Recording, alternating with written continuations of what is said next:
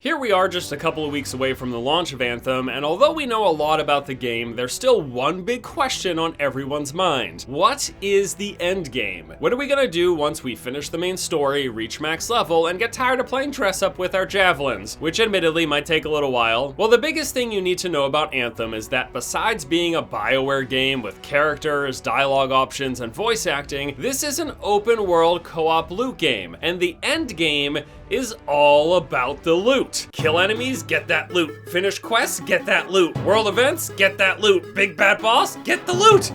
Hey asshole, we don't want to hear you sing, and we already know that this is a loot game. Of course. You want to know the specifics? Don't worry. I got you. A couple weeks ago, I was invited and flown out to the Anthem Game Changers event, and while there, we spent an entire day playing the end game activities that Anthem will have at launch. So, here's what you need to know. Your main goal after reaching max level is, of course, to get better gear, which lets you complete harder challenges, giving you even better gear to complete even harder challenges. Rinse and repeat. It's a game about grinding for gear. Trying to get gear with better stats, secondary benefits, and unique effects is what you'll be chasing in the end game. Now, the activities that you'll be doing can be separated into three main categories. There are Strongholds, Contracts, and Freeplay, and each of these activities are further enhanced by the end game difficulty tiers of Grandmaster 1, 2, and 3. The harder the tier, the better the rewards you're gonna get. So starting things off with Strongholds, these are group dungeons that have you fighting through waves of enemies, completing various tasks, and then taking on an end boss. Now at launch, we've been told that we can expect 3 strongholds to do. In the demo, you can play one of the strongholds, which is Tyrant Mine.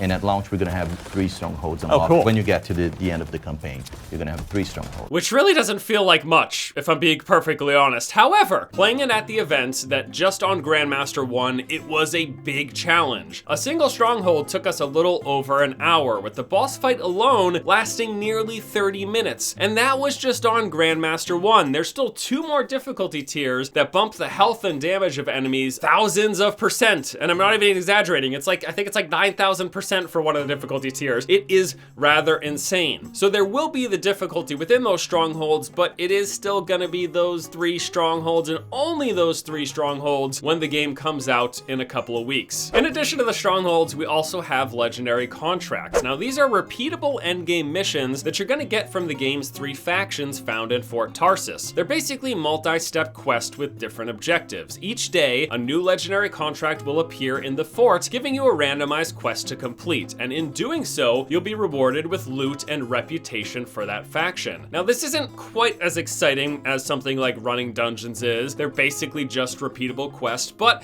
it's another option and another avenue for acquiring loot in the game. And the final big thing that you're going to be doing in Anthem's endgame is the free play. Free play lets you explore the open world, killing enemies, collecting resources for crafting, and doing various activities like world events and bosses. World events will pop up sporadically as you explore, giving you a fairly straightforward objective: retrieve these items or kill those enemies. And world bosses are scattered throughout the map and can just be absolutely massive and quite the challenge to take on. Completing any of these events will of course reward you with some loot. Now, free play felt pretty empty in the demo that we just had, but they have said when the game fully comes out, it should be more populated, and of course, since we'll have access to the entire map instead of just a restricted region, there'll be a lot more to encounter, come across, discover, and just hopefully a lot more to do. I would be remiss if I didn't mention raids. Raid-style content is something that will be coming to Anthem, just we're not expecting it at launch. And then as we enter the live service, we plan to add more and more stuff. And Yeah, so that'll be cool stuff. we have some really exciting aspirational stuff for the live service that we're not talking about yet, that'll come,